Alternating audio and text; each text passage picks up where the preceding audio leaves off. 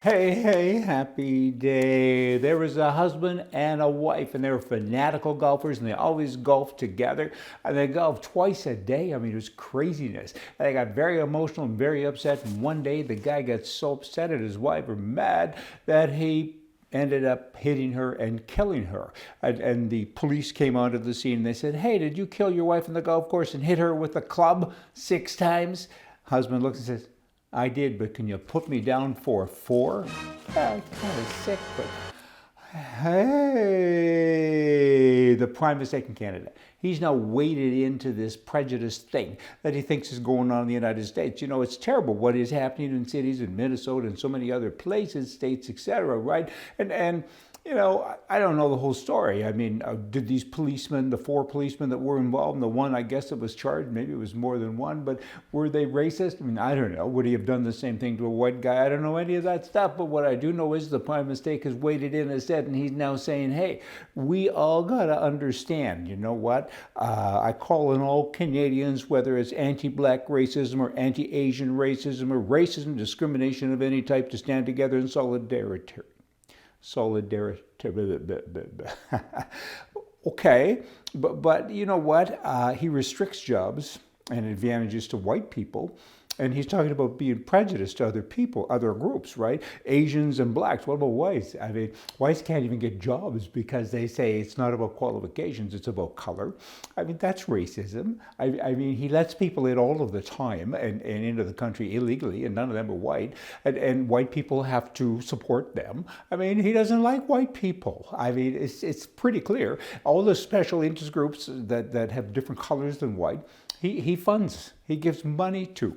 And white people can't even, like the military. I know people who wanted to join the military and they've been told that, hey, we hit our quota already of white people. And so it doesn't matter about you. It doesn't matter if you qualify. I mean, we're going to take people, particularly if you're a black, female, liberal, you got it made, because we're going to take her, and she can be incompetent with regards to, you know, learning or things like that. They don't even have the same tests for them. It's not right. I mean, he's a prejudiced person. He's and his whole caucus, his whole cabinet, all of them, they're a bunch of racists. And then he goes on to talk about this to the world because he's hoping, of course, that the world will listen. That's not very nice at all. Minneapolis mayor. This is what he said to rioters. I mean, this is almost funny. He says, "Hey, oh, you rioters, these are rioters and looters, and they're stealing." I mean, it's incredible what's going on. And he said, "Hey, guys, please practice social distancing and wear masks." Okay, I think the mask is a good idea because they're looters. Did you miss that part? I mean, they're stealing. So, of course, they would like to have masks on. You know what? Further, with the prime mistake of Canada, I got to also say that just another demonstration of his hate is he hates Canadian gun owners. You know what? He has no evidence, but he shuts down all the gun world stuff. And that's billions of dollars of value, and thousands of jobs. And there's no evidence at all, but most of those people are white. So you mix up guns and white, and you got more prejudice stuff. You know, you don't want a gun, you don't have a gun, you don't want to. Oh, let me start again. There's a couple of flubs there. Oh, I got it. Hang on.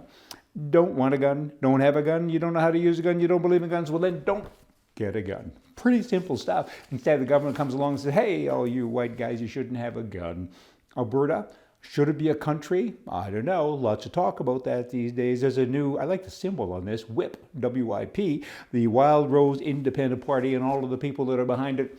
They kind of know what they're doing. You know, it's a little bit different this time. Maybe they have this party. It's ready to rock, and they formed the original Wild Rose Party. Got something tied to my mouth here today, and it'll be interesting to see the poll recently that was done in Alberta by someone, Western Standard, I believe.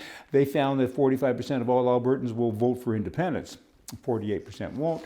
So it's kind of close, you know, and be interested to see what happens. The other day I was going through an old box, really old box, and I found a bunch of old stuff I wanted to share with you. This little box is coal candy. I was on a food kick about, I don't know, 35 years ago, and I invented a bunch of things, and coal candy is one of them, and it's still got candy in it. Kind of old candy now, and it's a lump of coal. So if you're a bad person, you got this at Christmas time. I was on a food kick, as said, and I invented many things. coal candy, spit sunflower seeds, rainbow chip cookies. I sold those to Nabisco. And interestingly enough, I invented Rice Krispie Squares. Applause. Oh, you couldn't have. It was Kellogg's. Actually, it was me.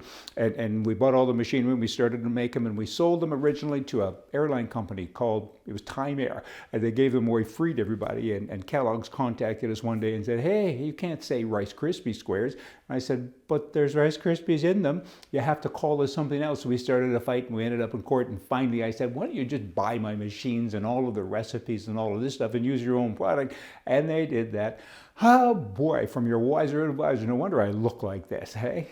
See ya.